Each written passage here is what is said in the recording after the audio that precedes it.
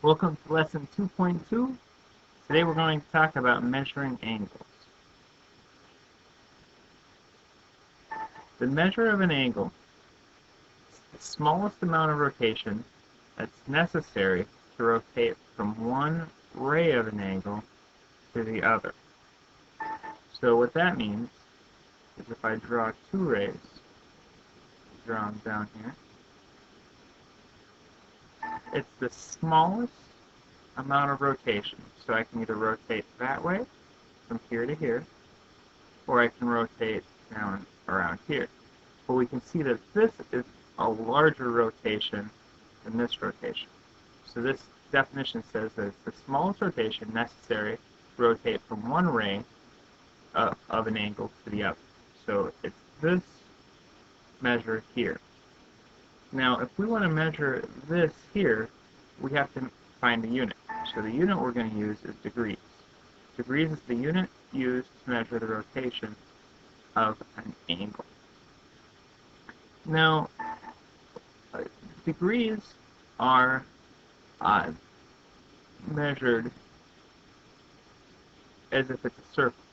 So if we look at here, this makes more sense. The first thing I said didn't make much sense. Alright, so here we go. Here's a protractor that has 360 degrees. There's not many protractors like this, but if you see here, there's not very many. This is a real small angle, so it's about 11 degrees. And as I rotate, of course, this angle is getting bigger. So now that's up to 47.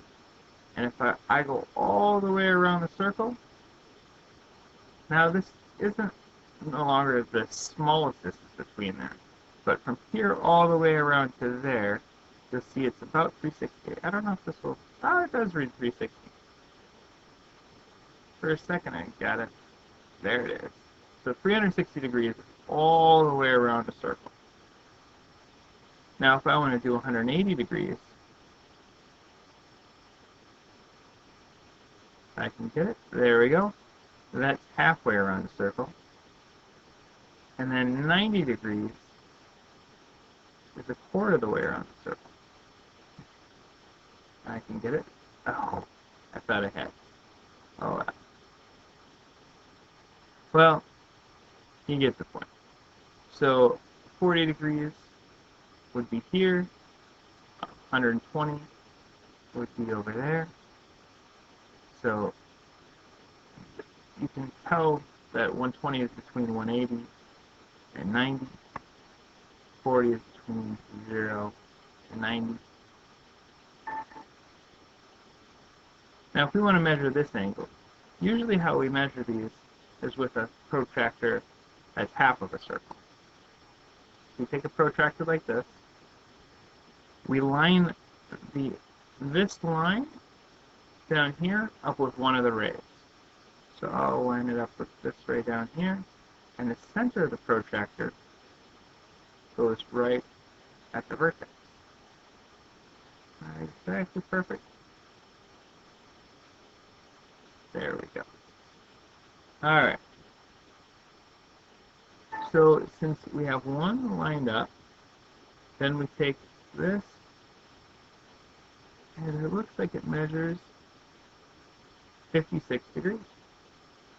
And even if you don't have this computer, which yours isn't going to have a little dial that says how many degrees it is, you look up and this goes 10, 20, 30, 40, 50, and it's past 55 to 56. So this one we can just write 56 degrees on your paper. Now let's look at this one. I need my protractor again. Pull it out.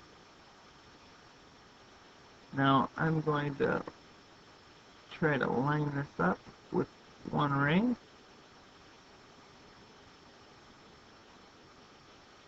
Make sure the center is lined up. Now we're going to start from this side. Now notice that if I go up here, this isn't going to be 170. This is only 10 degrees. So now we're looking at the inside track. That's 20 degrees, 30, 40, 50, 60, and keep going. And then once we get past 90, remember we're still looking at the inside track. So now this is 100, 110, 120, 130. Lines up to be about 138. So this angle is 138